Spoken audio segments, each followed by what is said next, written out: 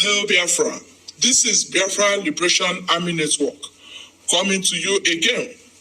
Please do subscribe, like, share, and comment.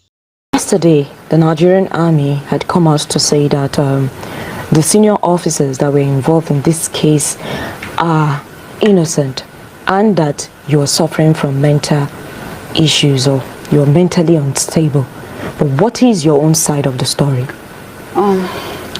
Thank you very much for this great privilege, this great opportunity. What really happened yesterday was just a cook-up story, just a planned work.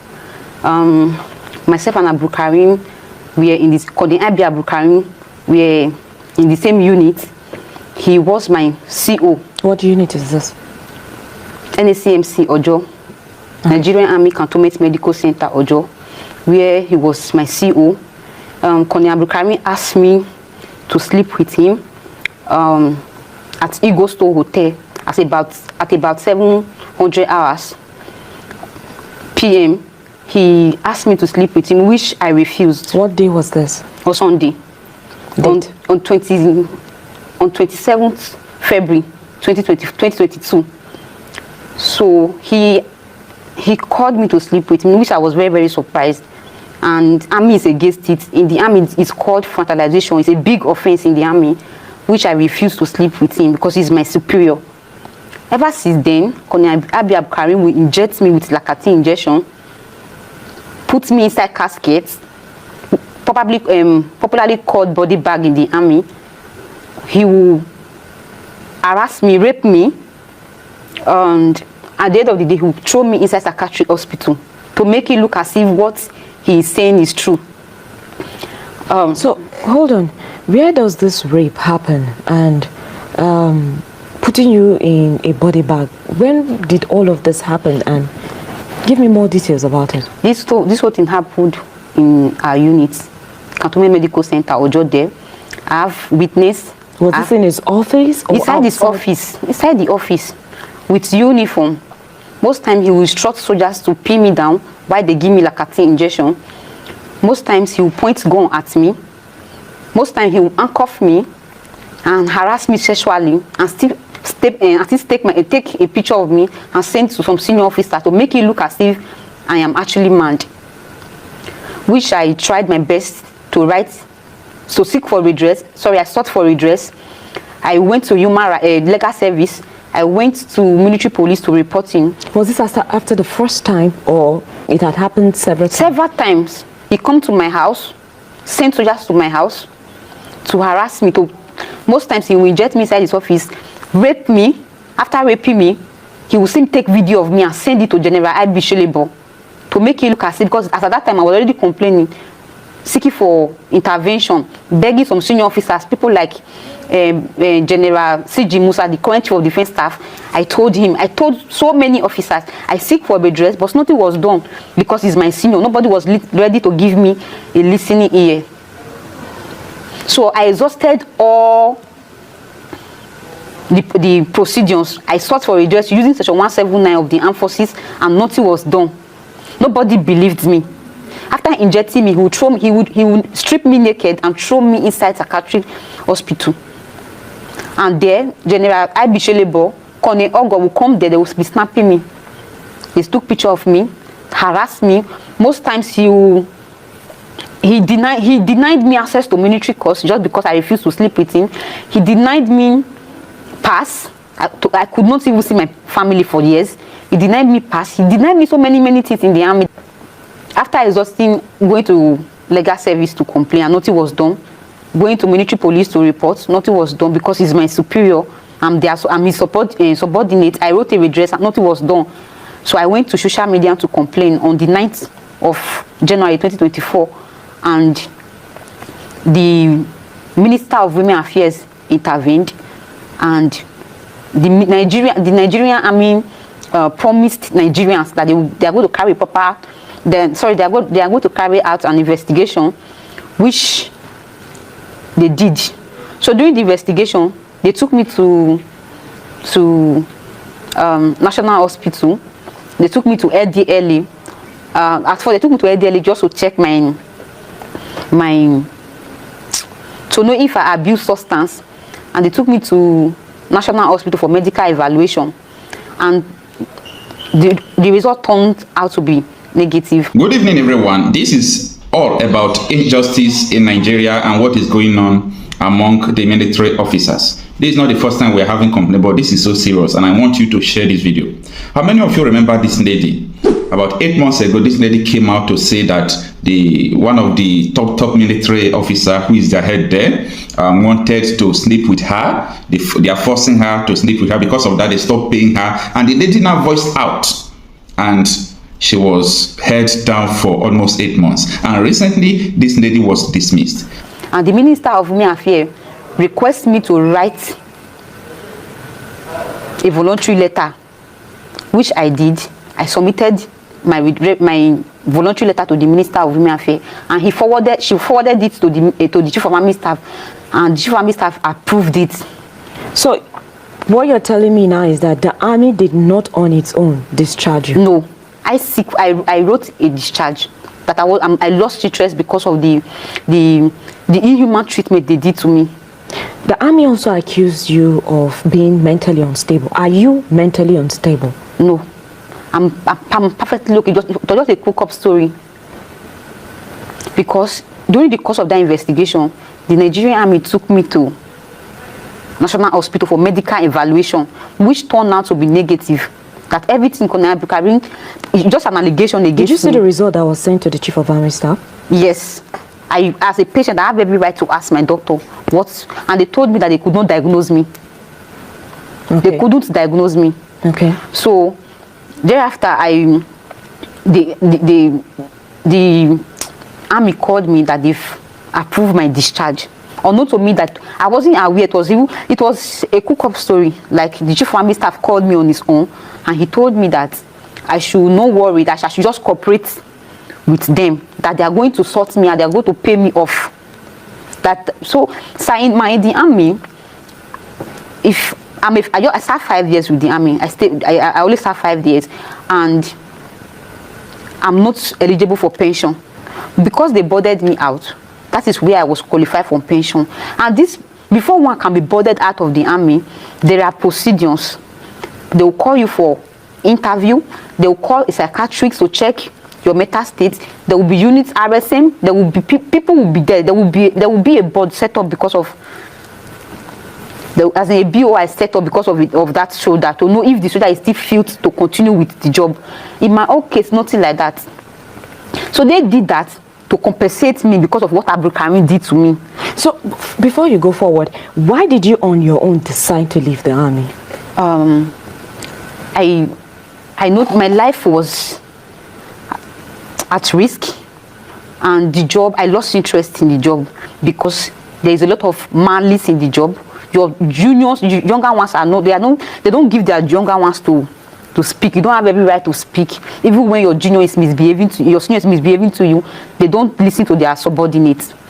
So what if they listen to me at that time, they will find that meanwhile during their investigation, they saw everything. I submitted my evidence to them, and my eyewitness were there, and they know that what Abu Karim did to me is very, very wrong.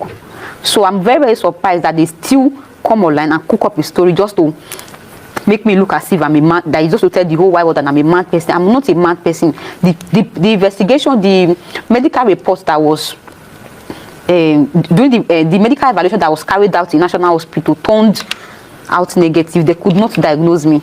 Okay, so you said you decided on your own to leave the army. Yes. Because of the inhumane treatment. Yes. What reason did you give them? What was the reason you gave as why you were leaving the army?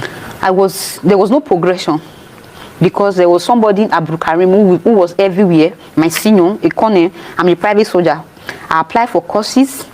I applied for school. Imagine somebody raping me inside the office and nothing is being done, putting me inside caskets.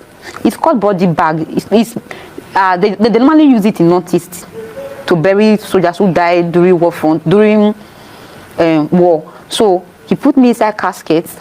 Imagine me writing sick for redress. Nobody listened to me. Equally, the chief of defense staff could not listen to me. They did not believe what I was telling them, even with my evidence. So earlier on, you told me that the Minister of Women Affairs advised you to leave on Yes. medical grounds, and then you No, not on medical ground. Okay. On normal discharge. Okay. That I lost interest.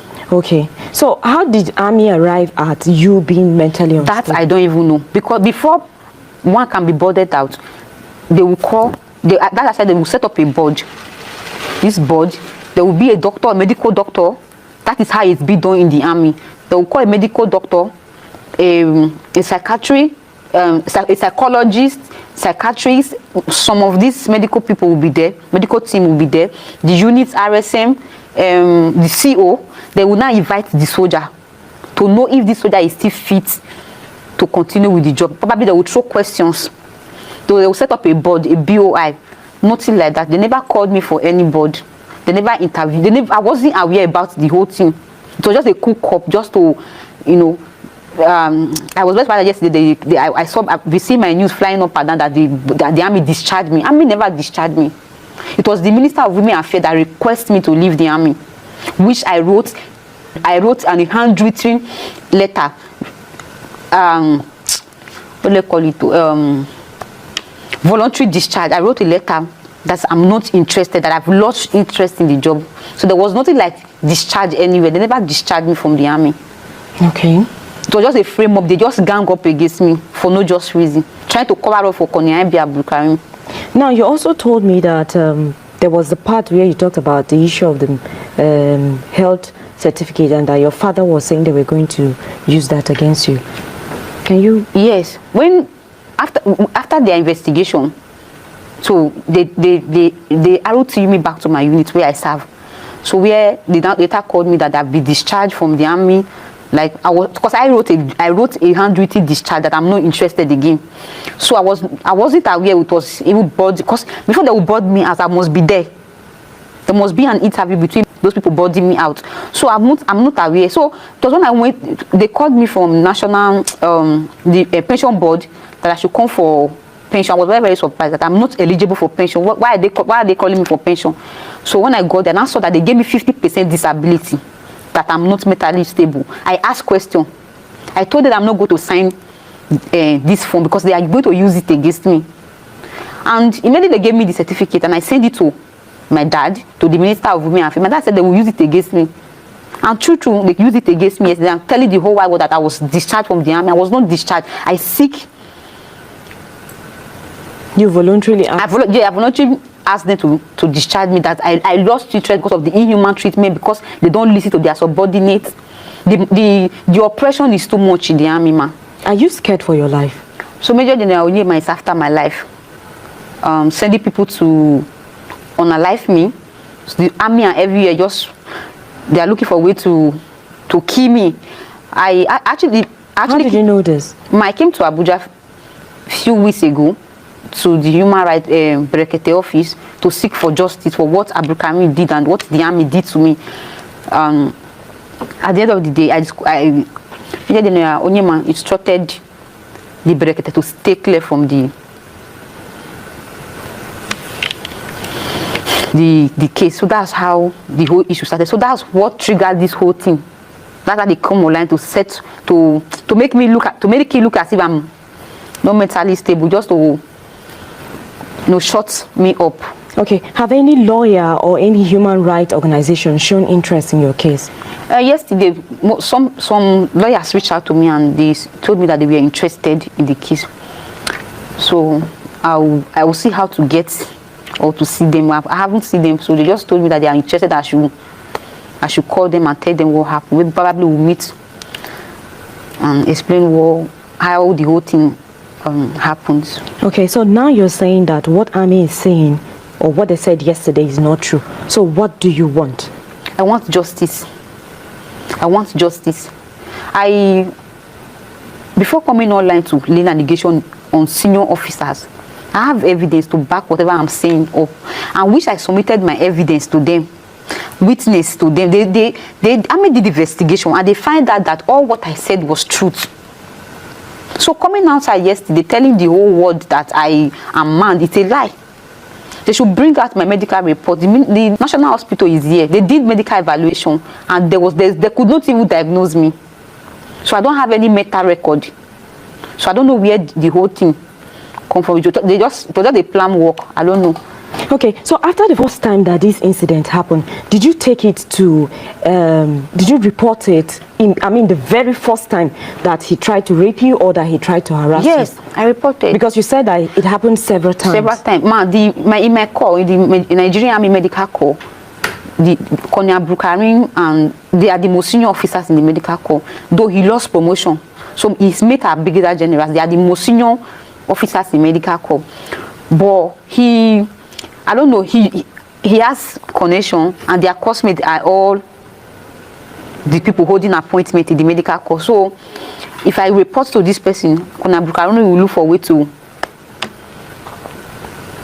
Okay, so what's your take on this? Drop your comment on the comment section, all right?